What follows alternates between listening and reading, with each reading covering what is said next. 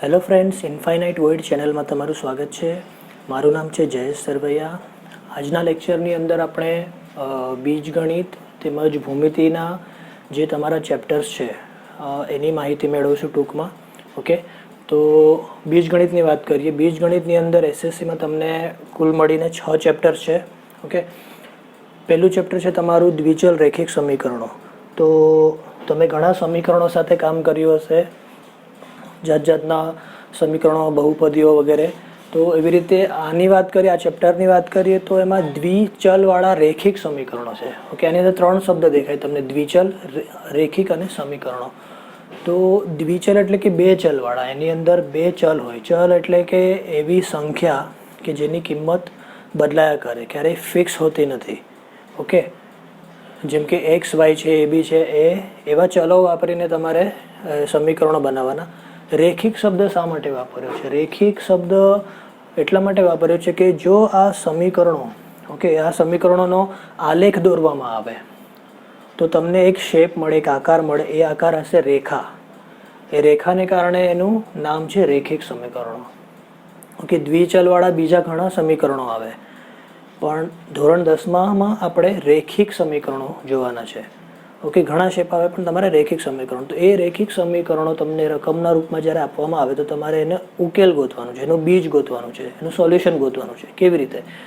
તો એની પદ્ધતિ છે બધી નિરસન પદ્ધતિ, જેમાં એક્સની કિંમત વાયવાળા સમીકરણમાં એક સમીકરણમાં મૂકો, અથવા વાયની કિંમત એક બીજા સમીકરણમાં મૂકીને ઉકેલ ગોતવાનો. આ બધું તમને ટૂંકમાં માહિતી આપું છું. બીજું છે આલેખ. તમને 2 સમીકરણો આપવામાં આવે, બંનેના આલેખ દોરવાના.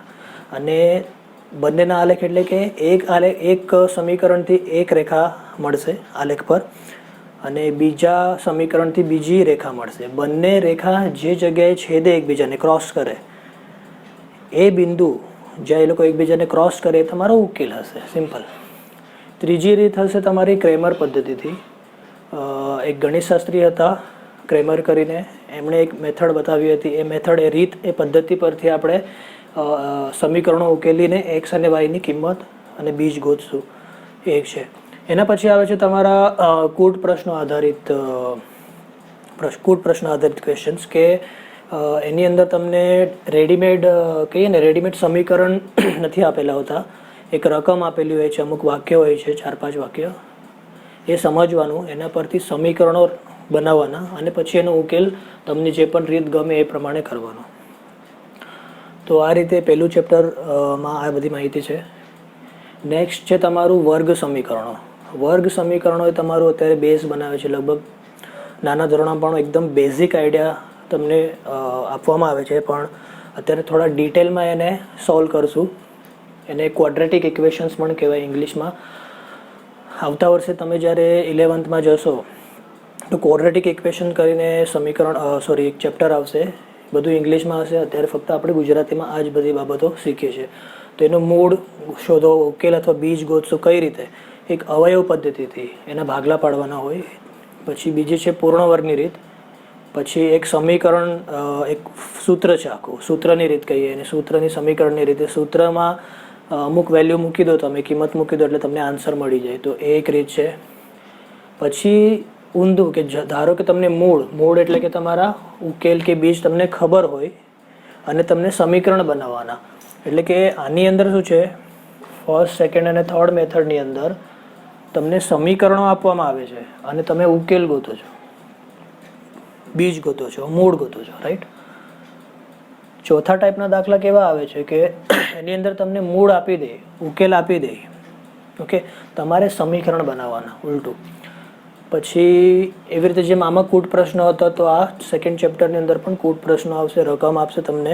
ઓકે, અમુક વાક્યોમાં રકમ આપેલી હશે, અને એના પરથી સમીકરણો બનાવવાના અને પછી ઉકેલવાના. પછી ત્રીજું એક બહુ ઇન્ટરેસ્ટિંગ ચેપ્ટર છે અંકગણિત શ્રેણી કરીને.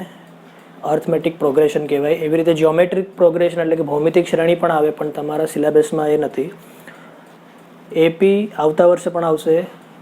આવતા વર્ષે જીપી પણ આવશે, જ્યોમેટ્રિક પ્રોગ્રેશન 11thની અંદર. તો એમાં બહુ સિમ્પલ છે, આ ડિટેલમાં નથી સમજાવતો, પણ એના અમુક સૂત્ર છે તમારા, એ સૂત્ર આધારિત તમારે દાખલા સોલ્વ કરવાના, તેમજ કૂટ પ્રશ્નો વગેરે સોલ્વ કરવાના તમારે રકમ પર આધારિત. ઓકે, ફોર્થ છે તમારું અર્થ નિયોજન. અર્થ નિયોજનની અંદર તમારે ફાઇનાન્સને લગતા, ઓકે, એના દાખલાઓ આવશે તમને. કે સમજો હવે કરને લગતા દાખલાઓ હોય કે તમારે ટેક્સ ભરવો પડે. તમે સાંભળ્યું હશે કે ઇન્કમ ટેક્સ આપણે ભરીએ છીએ, અથવા તમે કોઈ વસ્તુ ખરીદો તો એના પર એટલો ટેક્સ લાગે, વસ્તુનો ભાવ વધારે દેવો પડે તમારે. જીએસટી વિશે તમે સાંભળ્યું હશે આજકાલ. ઓકે, તો જીએસટી શું છે, શા માટે લેવામાં આવે છે, એની ગણતરી કઈ રીતે થાય છે.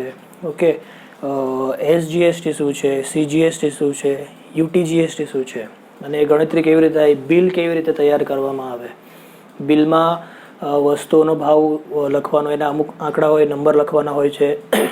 પછી તમારો જીએસટી ટીન અહીંયા લખેલું નથી, જીએસટી ટીન નંબર આવે, એ નંબર કેવી રીતે જનરેટ થાય છે, એ નંબર શા માટે લખવો પડે છે બિલની અંદર. જે તમે બિલ સમજો દુકાનમાં જઈને કાંઈ પરચેસ કરો, ખરીદો, તો એમાં દુકાનદારને એ નંબર એક ખાસ ગવર્મેન્ટ તરફથી મળેલો હોય છે, એ લખવો પડે છે. તો એ ગણતરી કઈ રીતે થાય છે બધી.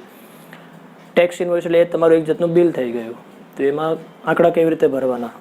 અમુક વસ્તુ પર વધારે ટેક્સ લેવામાં આવે, અમુક વસ્તુઓ પર ઓછો ટેક્સ લેવામાં આવે, તો ગવર્મેન્ટે અલગ અલગ ટેક્સના સ્લોટ્સ બનાવીને રાખ્યા છે. એ પ્રમાણે એટલા 5%, 10%, 18% વગેરે વગેરે ટેક્સ લેવામાં આવે છે. તો એ ગણતરી કેવી રીતે કરવી, આ એક ટોપિક થઈ ગયો અર્થ નિયોજનની અંદર.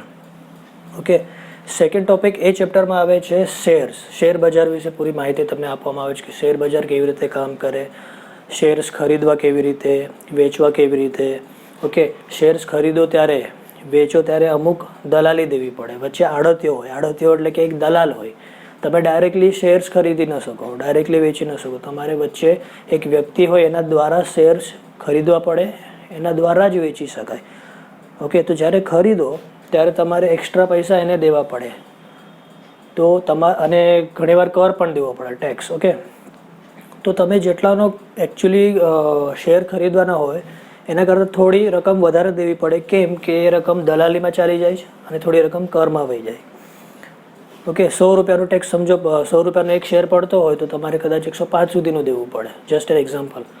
એવી રીતે વેચતી વખતે પણ વેચો ત્યારે તમને શેર વેચો છો તો તમારી પાસે પૈસા આવે, રાઈટ. તો વેચો ત્યારે પણ દલાલી દેવી પડે અને ટેક્સ ભરવો પડે. ઓકે, તો એની અંદર તમારા શેર્સમાં 100 રૂપિયા આવવાના હોય તો એની બદલે દલાલી અને ટેક્સ કર કપાઈ જાય, એટલા માટે કદાચ 95ની આસપાસ પૈસા આવે. Just an example. Okay, again mutual fund. Okay, આમાં ઇન્વેસ્ટમેન્ટને લગતી બધી માહિતી આપવામાં આવે છે તમને. તો આના પણ એક દાખલા છે. અમુક ફંડની અંદર તમે પૈસા રોક્યા હોય તો એની ગણતરી કેવી રીતે કરવી, એને લગતા દાખલા છે. એના પછી છે તમારું 5મું ચેપ્ટર સંભાવના, પ્રોબેબિલિટી. આ બહુ સરસ ચેપ્ટર છે. 10મામાં આઈ થિંક ઇન્ટ્રોડક્ટરી ચેપ્ટર તરીકે તમને આવે છે. સિમ્પલ દાખલાઓ છે અને આમાં ઘણો સ્કોર કરી શકાય છે. આવતા વર્ષે વધુ ડિટેલમાં આવશે, 11મી 12મી સુધીમાં બધું ડિટેલમાં આવશે. આની અંદર અમુક ઘટના કે બનાવ કે પ્રસંગ જ્યારે થાય કે થવાનો હોય તો એ થવાની સંભાવના કેટલી, ઓકે, એને પ્રોબેબિલિટી કહેવાય. કેટલી સંભાવના છે. હવે ઘણીવાર આપણે મેચ થતી હોય ઇન્ડિયા અને ઓસ્ટ્રેલિયા વચ્ચે કે વોટેવર જે બી મેચ થાય, તો એમાં આપણે ઘણીવાર એવું વિચારીએ છીએ કે ભાઈ અમુક ટીમના જીતવાના ચાન્સ કેટલા, હારવાના ચાન્સ કેટલા, કે અમુક સ્ટુડન્ટ્સને આટલા % આવવાના ચાન્સ કેટલા, કે ભાઈ આના ફેલ થવાના ચાન્સ કેટલા. તો આપણે અંદાજે જ બોલીએ છીએ, પણ એ અંદાજ તો મનથી લગાડેલો હોય છે.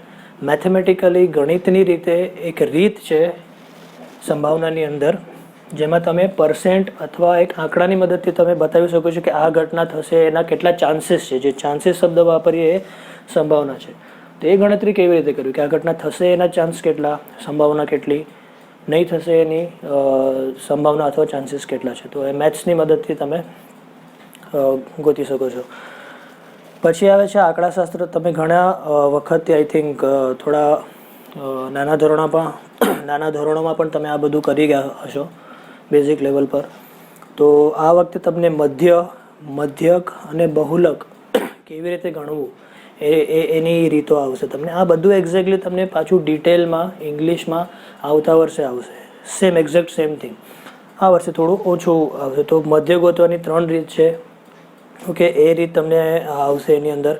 પછી મધ્યક છે એટલે કે મીડિયન, અને બહુલક એટલે કે મોડ ગોતવાના સૂત્ર છે. એ પ્રમાણે કોઠો તૈયાર કરવાનો અને એ પ્રમાણે તમારે એની અંદર આન્સર ગોતવાના. પછી સ્તંભાલેખ દોરવાના, સ્તંભ બનાવવાના હોય. તમે નાના ધોરણમાં અમુક રીતે દોર્યા હશે. આ બીજી રીતે થોડું સ્તંભાલેખ દોરવાના છે. એ સ્તંભાલેખ પરથી ઘણીવાર આવૃત્તિ બહુકોણ દોરવાનો હોય અને અમુક આન્સર ગોતવાના હોય, એ આવશે. વૃત્તાકૃતિ એટલે કે વર્તુળાકૃતિ, જેને પાઈ ડાયાગ્રામ અથવા પાઈ ચાર્ટ પણ કહેવામાં આવે. ઘણીવાર તમે મેચ જોતા હશો તો તેની અંદર એક ગોળ સર્કલ જેવું કરીને એની બધી ઇન્ફોર્મેશન આપી હોય કે રન અહીંયા કેટલા થયા, અહીંયા કેટલા થયા, અને વોટ એવર ઇન્ફોર્મેશન એની અંદર આપે છે. તો આ બધી માહિતી તમારે એની અંદર ભરવાની અને એની ગણતરી અને ક્વેશ્ચન્સ બધા આવશે તમને 10મીમાં. તો આ હતી તમારી બીજગણિતને લગતી ચેપ્ટર્સની માહિતી. તો હવે આપણે ભૂમિતિના જે ચેપ્ટર છે તમારા એસએસસીના, એનું થોડું ઇન્ટ્રોડક્શન જોઈ જઈએ. તમારા કુલ મળીને 7 ચેપ્ટર છે એની અંદર. ગયા વર્ષે તમને એકરૂપતાનું ચેપ્ટર હતું, ત્રિકોણની એકરૂપતાનું, જેની અંદર 2 ત્રિકોણો આપેલા હોય અને તમારે એને એકરૂપ છે કે નહીં એ સાબિત કરવાનું. જેની અંદર ત્રિકોણના આકાર અને કદ બંને સેમ હતા, એકબીજાની ઉપર એક બંધ બેસતા આવતા હતા. આ વર્ષે તમને જે સ્વરૂપતા છે એની અંદર પાછા સમજો, ફોર એક્ઝામ્પલ 2 ત્રિકોણો હોય તો એકબીજાની ઉપર એક એકદમ બંધ બેસતા નહીં આવે. આકાર એકદમ સેમ છે પણ એક નાનું એક મોટું છે. એવી રીતે અહીંયા તમે જોશો તો અહીંયા પણ એક નાનું એક મોટું છે. આકાર સેમ છે પણ કદની અંદર નાનું મોટું હોવાને કારણે એકદમ બંધ બેસતા નથી આવતા. તો આવા ત્રિકોણ વિશે આપણે અભ્યાસ કરશું. એની અંદર તમને ત્રિકોણના સ્વરૂપતાના અને ક્ષેત્રફળને લગતા અમુક સૂત્રો છે એ આવશે. સ્વરૂપતાના આધારિત પ્રમેયો આવશે, જેમ કે એની અંદર તમને પ્રમાણનો મૂળભૂત પ્રમેય આવશે, એનું પ્રતિપ્રમેય આવશે, એના પર આધારિત બીજા પ્રમેયો આવશે.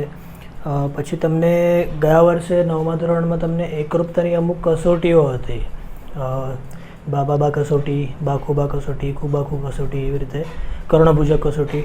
એવી રીતે આ વર્ષે સ્વરૂપ 2 ત્રિકોણને સ્વરૂપ બતાવવા માટે અમુક કસોટીઓ છે. ઓકે, તો એ કસોટી કઈ કઈ છે એ આવશે. પછી સ્વરૂપ ત્રિકોણના ક્ષેત્રફળનો એક પ્રમેય છે એ આવશે, અને એના પર આધારિત તમને અમુક દાખલા ગણતરીવાળા આવશે, પ્લસ તમને મોટે ભાગે પ્રમેયો આવશે. પ્રમેયની વાત કરું તો તમારા 10મા ધોરણની અંદર સાબિતી જેમાં કરવાની હોય, સાબિતી જેની વાત કરીએ કે આમ સાબિત કરો, એવા ચેપ્ટર તમારા 1લો, 2જો અને 3જા સુધી જ છે. આ બધાની અંદર મોટે ભાગે આની અંદર તમે જોવો તો રચનાઓ છે અને આ બધામાં ગણતરી છે મોટે ભાગે. ઓકે, તો આ હતું તમારું સ્વરૂપતાનું ચેપ્ટર. એના પછી તમારું આવે છે પાયથાગોરસનો પ્રમેય. ઓકે, હવે પાયથાગોરસનું સૂત્ર તો લગભગ બધાને જ ખબર છે. નાના ધોરણથી લગભગ આઈ થિંક 6ઠા કે 7મા ધોરણથી તમે એ સૂત્રનો ઉપયોગ કરતા આવો છો કે કાટકોણ ત્રિકોણની અંદર જે સૌથી મોટી બાજુ છે કર્ણ, એનો વર્ગ બાકીની 2 બાજુના વર્ગના સરવાળા જેટલો હોય છે. એ સૂત્ર તમે વાપરીને ઘણી ગણતરીઓ કરી છે અત્યાર સુધી. પણ ઘણીવાર આપણને વિચાર આવે કે એ સૂત્ર આવ્યું કેવી રીતે, કોણે બનાવ્યું? ઓફકોર્સ નામ પરથી તમને ખબર હશે કે એ સૂત્ર પાયથાગોરસ નામના ગ્રીકના એક મહાન ગણિતશાસ્ત્રીએ શોધી કાઢ્યું હતું. ઓકે, અને બહુ ફેમસ હતું એ સૂત્ર. ઇનફેક્ટ આ સૂત્ર ભારતમાં પણ ઘણા વર્ષોથી, લગભગ હજારો વર્ષોથી ઉપયોગમાં છે. 1000-2000 વર્ષ તો ઓછામાં ઓછા, પણ નામ પાયથાગોરસનું લેવામાં આવે છે એની પાછળ. ઓકે, તો એ પ્રમેય કેવી રીતે, એ સૂત્ર કેવી રીતે આવ્યું, તો એના માટે તમને બેઝ તમારો તૈયાર હોવો જોઈએ સ્વરૂપતાનો. જો સ્વરૂપતા તમને સારી રીતે આવડતું હોય, 2 ત્રિકોણને સ્વરૂપ કરતાં તમને આવડે, એની કસોટીઓ ખબર હોય, તો એ આધાર લઈને તમે પાયથાગોરસનો પ્રમેયનું જે સૂત્ર છે સાબિત કરી શકો છો. ઓકે, એના પછી એનો પ્રતિપ્રમેય છે, એના પર આધારિત ત્રયકો. ત્રયકો એટલે કે 3 વેલ્યુ, 3 કિંમતો એવી જે પાયથાગોરસના પ્રમેયનું સૂત્ર જેમાં સાચું પડતું હોય. ફોર એક્ઝામ્પલ તમને આપું તો તમે આ રીતે સમજો, એક ત્રિકોણ છે, ઓફકોર્સ કાટકોણ ત્રિકોણ. ઓકે, પાયથાગોરસનો પ્રમેય હંમેશા કાટકોણ ત્રિકોણમાં જ લાગુ પડે. ઓકે, તો 3, 4 અને 5 લઈ લઈએ આપણે. તો આ ત્રયક એટલે 3 કિંમત, 3, 4, 5 એ ત્રયક છે પાયથાગોરસનું. ઓકે, પાયથાગોરિયન ટ્રિપ્લેટ એને કહેવાય. તો એ ટ્રિપ્લેટ એટલે કે ત્રયક જે છે એ આ સૂત્ર જે પાયથાગોરસનું સૂત્ર છે એમાં લાગુ પડે છે. બીજી કોઈ કિંમત હોય તો લાગુ ન પણ પડે, પણ આ લાગુ પડે છે એટલા માટે એને ત્રયકો કહેવાય. તો તમને ક્વેશ્ચન આવશે એની અંદર 3 કિંમતો આપી દેશે એ લોકો અને તમને પૂછશે કે શું આ પાયથાગોરસનો ત્રયક છે કે નહીં, એ ચકાસો. ઓકે, તો એ દાખલો જોઈશું. પછી એક અમુક એની એપ્લિકેશન્સ, ઓકે, એના ઉપયોગો આવશે, તમને એના દાખલા આવશે. પછી ભૌમિતિક મધ્યનો પ્રમેય આવશે. ત્રિકોણની અંદર ભૌમિતિક મધ્યનો પ્રમેય એટલે કે આ રીતે કાટકોણ ત્રિકોણ હોય, ઓકે, અને આ કાટકોણો છે. સામેની જે રેખા છે, ઓકે, સામેની જે આ બાજુ છે એ કર્ણ થાય. તો આ કાટખૂણા પરથી જ્યારે તમે લંબ દોરો તો તમને આ રીતે જે લંબ રેખા મળે એનું અગર હું નામ આપી દઉં ABC અને D, ઓકે, તો આ જે રેખાખંડ છે BD, ઓકે, એ BDનો square equal to AD into DC, AD into DC. આ જે સૂત્ર છે એને ભૌમિતિક મધ્યનું સૂત્ર અથવા પ્રમેય કહેવાય છે. કેવી રીતે આવે છે એ બધું આપણે પછી જોઈશું. એના પછી તમને આવશે એપોલોનિયસનો પ્રમેય. આ પણ બહુ સરસ છે. મોટે ભાગે આ પ્રમેય તમે એક સૂત્રના રૂપમાં વાપરી શકો છો. તો આના પછી ભૌમિતિક મધ્ય પછી આવે છે તમારો એપોલોનિયસનો પ્રમેય. ઓકે, તો આ જે સૂત્ર છે, ઓકે, એપોલોનિયસનો જે પ્રમેય છે તમે મોટે ભાગે એવા ત્રિકોણમાં વાપરી શકો જેમાં મધ્યબિંદુ, એક બાજુનું મધ્યબિંદુ ખબર હોય અથવા મધ્યગા આપેલી હોય, ત્યારે તમે આ સૂત્ર વાપરી શકો છો, એપોલોનિયસનો પ્રમેય. એના પછી તમે ત્રીજું ચેપ્ટર છે જેમાં પ્રમેય પર આધારિત ચેપ્ટર એ છે વર્તુળ. વર્તુળ તમે નાના ધોરણથી શીખતા આવો છો.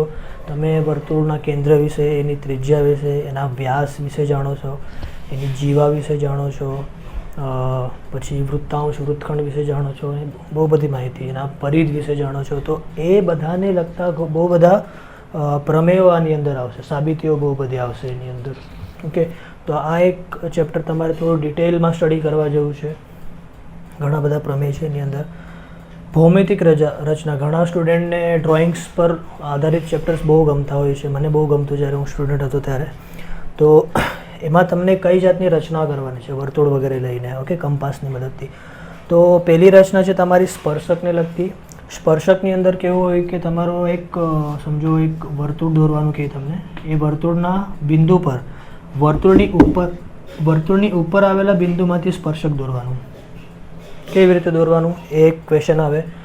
અચ્છા, વર્તુળની બહાર આપે ઘણીવાર. આ વર્તુળ છે તમારું, વર્તુળની બહાર આવેલા બિંદુમાંથી સ્પર્શક દોરવાના વર્તુળને. તો વર્તુળની ઉપર આવેલો ત્યારે એક જ સ્પર્શક બને. વર્તુળની બહાર જ્યારે આપણે દોરીએ તો 2 સ્પર્શક બને. તો આ કેવી રીતે બનાવવાના એ આપણે આની અંદર જોઈશું. સેકન્ડ ટાઈપના ક્વેશ્ચન આવે ત્રિકોણોની રચના, એટલે એકચ્યુઅલ ડ્રોઈંગ કરવાનું ત્રિકોણનું. તો એ રકમ જે હશે એ સ્વરૂપતાના જે ચેપ્ટર છે એના પર આધારિત રકમ તમને આપશે. ઓકે, અને એ રકમને આધારિત તમારે ત્રિકોણોની રચના કરવાની છે. એક ત્રિકોણ જલ્દી બની જાય એના પર આધારિત તમારે બીજું ત્રિકોણ બનાવવાનું હોય. ઓકે, તો એવા દાખલાઓ આવશે. અચ્છા, એના પછી પાંચમું ચેપ્ટર છે તમારું નિર્દેશક ભૂમિતિ, એને કોઓર્ડિનેટ જ્યોમેટ્રી કહેવાય. ઓકે, આ બહુ બેઝિક તૈયારી છે તમારી, કેમ કે આગલા ધોરણોમાં તમારે આવા મેથ્સ લેશો તમે તો બહુ બધા દાખલાઓ અને ચેપ્ટર્સ આના પર આધારિત આવશે અને બહુ સિમ્પલ અને ઇન્ટરેસ્ટિંગ છે. ઓકે, તો પહેલું તમારું આવશે અંતરનું સૂત્ર, ડિસ્ટન્સ ફોર્મ્યુલા જેને કહેવાય. અંતરનું સૂત્ર, નિર્દેશક ભૂમિતિ એટલે કે તમારું આલેખને લગતું છે બધું. આલેખ ડ્રો નથી કરવાનું, પણ મોસ્ટલી કેવી રીતે હોય છે કે તમારું સમજો આ આલેખનો એક પેજ છે, ઓકે, એની અંદર તમને આ બધા બિંદુઓ આપેલા છે, ઓકે, 3,4 હોય અને આ તમારું -3,2 હોય. તો આ બે બિંદુ વચ્ચેનું અંતર કેટલું, તમને બિંદુનું x અને y વેલ્યુ ખબર છે, આ બિંદુની x અને y વેલ્યુ ખબર છે. ઓકે, સમજો આ P છે અને આ Q છે. તો P અને Q વચ્ચેનું આ જે ડિસ્ટન્સ છે, અંતર દેખાય છે, એ કેટલું છે? માપ્યા વગર, સ્કેલ લઈને માપ્યા વગર ગોતવાનું હોય. તો એવું કોઈ સૂત્ર છે તો એનું અંતરનું એક સૂત્ર આવે છે, એની મદદથી તમે ગોતી શકો. વિભાજનનું સૂત્ર, ફોર એક્ઝામ્પલ સમજો કે અહીંયા એક બિંદુ છે R, ઓકે, તો આ બિંદુ આ રેખાખંડ PQ ને વિભાજિત કરે છે, ટુકડા પાડે છે ને આવી રીતે, આ ટુકડો અને આ ટુકડો. તો આરના બિંદુ આરના નિર્દેશક કયા કયા, એક્સ અને વાયની કિંમત કેટલી, બિંદુ આરની એક્સ અને વાયની કિંમત કેટલી, એવા બધા દાખલાઓ તમને વિભાજનના સૂત્ર મદદથી કરી શકાય. થર્ડ છે મધ્યબિંદુ. ધારો કે આ એક રેખા હોય આવી રીતે, ઓકે, એ અને બી આવી રીતે હોય અને અહીંયા એનું મધ્યબિંદુ હોય. તો એ મધ્યબિંદુ, ઓકે, આ એ બી રેખાખંડ છે અને મધ્યબિંદુ સમજો મિડ પોઈન્ટ એમ છે. તો એમના કોઓર્ડિનેટ્સ એટલે કે એક્સ અને વાય એની કિંમત ગોતવી હોય એમ માટે તો આ સૂત્ર છે. પછી ગુરુત્વ કેન્દ્ર. ગુરુત્વ કેન્દ્ર એટલે આ તો ત્રિકોણના ગુરુત્વ કેન્દ્રની વાત કરે છે. ગુરુત્વ કેન્દ્ર વિશે અગર ન જાણતા હોય તો કહું કે ગુરુત્વ કેન્દ્ર એ ત્રિકોણની જે મધ્યગા હોય છે, ત્રિકોણની 3 મધ્યગા હોય છે, રાઈટ, એ મધ્યગાનું સંપાત બિંદુ એટલે કે ત્રણેય મધ્યગા જે જગ્યાએ ભેગી થાય એ બિંદુને ગુરુત્વ કેન્દ્ર કહેવાય. ફોર એક્ઝામ્પલ તમને અહીંયા ડ્રો કરીને બતાવું. આઈ હોપ કે તમને અહીંયા દેખાતું હશે. ઓકે, આ ત્રિકોણની 3 બાજુ છે, બરાબર. તો એ ત્રણેય બાજુનું આ મધ્યબિંદુ લીધા મેં અને મધ્યબિંદુમાંથી મધ્યગા દોરી. આ પહેલી મધ્યગા, આ બીજી મધ્યગા અને આ ત્રીજી મધ્યગા. તો આ જે બિંદુ આપણને મળે છે વચ્ચે, સંપાત બિંદુ એને કહેવાય. ઓકે, આ જે સંપાત બિંદુ છે એને જી એટલે ગુરુત્વ કેન્દ્ર કહેવામાં આવે. તો એ ગુરુત્વ કેન્દ્રની એક્સ અને તમને સમજો એ બી અને સી એની એક્સ અને વાયની કિંમત આપેલી હોય, એની, બીની અને સીની, તો એના પરથી જીની ગુરુત્વ કેન્દ્રની એક્સ અને વાયની કિંમત કેવી રીતે ગોતવી, એના નિર્દેશકો એક્સ વાય એટલે નિર્દેશકો કેવી રીતે શોધવા એ તમને ત્યાં જાણવા મળશે. આ એકથી લઈને 4 ટોપિક લગભગ જોડેલા છે એકબીજાથી. એક નવો ટોપિક આવે છે રેખા વિશે, રેખા અને એના ઢાળ વિશે. ઓકે, હરેક વસ્તુ, ઓકે, ફોર એક્ઝામ્પલ રેખા જે છે એનો ઢાળ હોય છે. ફોર એક્ઝામ્પલ આપણે વાત કરીએ તો આ એક રેખા છે, આનો ઢાળ 0 ગણવામાં આવે. થોડી એને આવી રીતે કરી નાખું તો આનો ઢાળ થોડો વધી ગયો એમ કહેવામાં આવે છે. આ હજુ વધી ગયું એમ કરીને હાઈએસ્ટ સૌથી વધારે ઢાળ 90 અંશના ખૂણે આપણને મળે. તો એ ઢાળ કેવી રીતે નક્કી થાય છે, એની ગણતરી કેવી રીતે કરવામાં આવે છે અને એના સૂત્ર વગેરે તમને આની અંદર શીખવાડવામાં આવશે. ઓકે, પછી ત્રિકોણમિતિ હું તો કહું છું દરેક સ્ટુડન્ટને, પછી ગમતું હોય એમને કે ન ગમતું હોય, ફાવતું હોય કે ન ફાવતું હોય, પણ સારી રીતે શીખવું જોઈએ અને એને ધ્યાનમાં રાખવું જોઈએ, યાદ રાખવું જોઈએ. કેમ કે આ આઈ થિંક 9th સ્ટાન્ડર્ડમાં તમને આનું બેઝિક કરવામાં આવ્યું હતું, હવે પાછું 10thમાં આવ્યું છે. 11th અને 12thની અંદર તમારું જે 2 મેથ્સ આવશે, રાઈટ, 11thમાં મેથ્સ 1 અને મેથ્સ 2 જેમાં અત્યારે છે એવી રીતે. ત્યાં મોટા ભાગના ચેપ્ટર્સ એવા હશે, ઓકે, જે ત્રિકોણમિતિ પર આધારિત હશે. તો જેટલું તમારું નોલેજ, જેટલી તમારી સમજણ ત્રિકોણમિતિને લગતી સારી હશે તો એ સમયે તમને પ્રોબ્લેમ્સ ઓછી થશે અને બહુ મજા આવશે ત્યારે. ઓકે, તો આની અંદર તમને ગયા વર્ષે જેમ તમને કિંમત શોધો એવા દાખલા હતા, તો આ વર્ષે પણ કિંમત શોધવાનું એક સૂત્ર હોય, એની અંદર સાઇન, કોસ, ટેનની અમુક વેલ્યુઝ હોય, એને ઉડાડવાનું, સોલ્વ કરવાનું અને પછી એની કિંમત શોધવાની. પછી એના ઉપાયોજન, આની અંદર સાબિતી પણ આવશે. કંઈક સાઇન, કોસ, ટેનને લગતા સૂત્ર ડાબી બાજુ હશે, એવું કંઈક જમણી બાજુ હશે અને સોલ્વ કરવાનું. ઓકે, સેકન્ડ આવશે તમારું ઉપાયોજન એટલે કે એના ઉપયોગો. ત્રિકોણમિતિ જે છે એના તમને સૂત્ર આવડી ગયા, સમજણ પડી ગઈ, સાઇન થીટા ઇક્વલ ટુ સામેની બાજુ છેદમાં કર્ણ વગેરે વગેરે ખબર છે, પણ પ્રેક્ટિકલી એનો ઉપયોગ શું છે તો એ તમને અહીંયા ઉપાયોજનની અંદર તમને બતાવશે કે તમે અત્યારે અહીંયા ઊભા છો અથવા સમજો ગ્રાઉન્ડ ફ્લોર પર તમે ઊભા છો, ઓકે, અને એક બિલ્ડિંગ તરફ તમે જોઈ રહ્યા છો અને તમને ખબર પડી કે એટલો અમુક ખૂણો બને છે 60 અંશ ઓર વોટેવર, અને અમુક ડિસ્ટન્સ તમને બિલ્ડિંગના બેઝ ટુ બેઝ ખબર છે, તમે જ્યાં ઊભા છો ત્યાંથી બિલ્ડિંગના બેઝ સુધીનું અંતર ખબર છે. આવી બધી અમુક માહિતી ખબર હોય તો તમે બિલ્ડિંગની ઊંચાઈ શોધી શકો, અથવા પક્ષી જે અત્યારે ઉડે છે કેટલી હાઇટ પર ઉડે છે, વાદળ છે એ કેટલી હાઇટ પર છે, એવા બહુ બધા સોલ્યુશન તમે એટલે એનો ઉપયોગ કરીને, ત્રિકોણમિતિનો ઉપયોગ કરીને તમે એનું સોલ્યુશન શોધી શકો છો. ત્રિકોણમિતિનો તો બહુ વાસ્ટ ઉપયોગ છે, એના પર ડિસ્કસ કરવા જોઈએ તો 2-3 કલાકનું લેક્ચર પણ ઓછું પડે. બટ એનીવે તમારું ધોરણ 10 પ્રમાણે એટલું ઉપયોગ તમારે શીખવું જોઈએ. એના પછી છે મહત્ત્વ માપન. તમે આઈ થિંક 9મા ધોરણમાં પણ આવું ચેપ્ટર હતું જેની અંદર તમે મોટે ભાગે ક્ષેત્રફળને લગતા દાખલાઓ કરેલા હતા. આ ચોપડીની અંદર અમુક સૂત્ર પણ આપેલા છે ના ઓકે ના તો તમને લંબઘન, ઘન, વર્તુળાકાર, નળાકાર, શંકુ, ગોળો, ગોલક એના બધા સૂત્રો આપેલા છે. તો એની ગણતરી ઓકે તો એની અંદર તમારે ઘનફળ, કદ, ક્ષેત્રફળ, પૃષ્ઠફળ, ગોલકના હોય, લંબઘનના હોય, ઘનના હોય, વર્તુળાકાર, નળાકારના હોય, એવી બધી આકૃતિઓના કદ કેવી રીતે ગોતવાના એના દાખલાઓ પાછા આવશે, સૂત્ર બધા આવશે. પછી વર્તુળની હવે ક્ષેત્ર આ બધું કદ ને ઘનફળ છે ઓકે, ત્રિપરિમાયની વસ્તુ થઈ ગયું ઓકે, થ્રી ડાયમેન્શનલ જેને કહેવાય 3D. આ 2D વસ્તુ થઈ ગઈ ઓકે. એની અંદર તમારે ક્ષેત્રફળ ગોતવાનું કે વર્તુળનું ક્ષેત્રફળ થઈ ગયું, વર્તુળનો અમુક ભાગ હોય, ટુકડા હોય, એક થઈ ગયો વૃત્તાંશ, બીજું થઈ ગયું વૃત્તખંડ ઓકે. તો વૃત્તાંશ કોને કહેવાય? આ તમારું વર્તુળ છે રાઈટ. તો વર્તુળની અંદર આવી રીતે આ જે ભાગ હોય એને વૃત્તાંશ કહી શકાય. તો વૃત્તાંશના ક્ષેત્રફળને લગતા દાખલાઓ આવશે. વૃત્તખંડ કોને કહેવાય? તો આ વર્તુળ છે અને અહીંયા એક જીવા હોય તો આ એક ટુકડો થઈ ગયો અને આ એક ઉપરનો ટુકડો, આ બંને જણા વૃત્તખંડ છે. એવી રીતે અહીંયા પણ વૃત્તાંશ, આ વૃત્તાંશ છે ઓકે, એક પિઝાના ટુકડા જેવું છે રાઈટ. એ ટુકડાને વૃત્તાંશ કહેવાય. બાકીનો જે ભાગ છે ભલે પિઝા જેવો દેખાય ના દેખાય પણ એને પણ વૃત્તાંશ કહેવાય.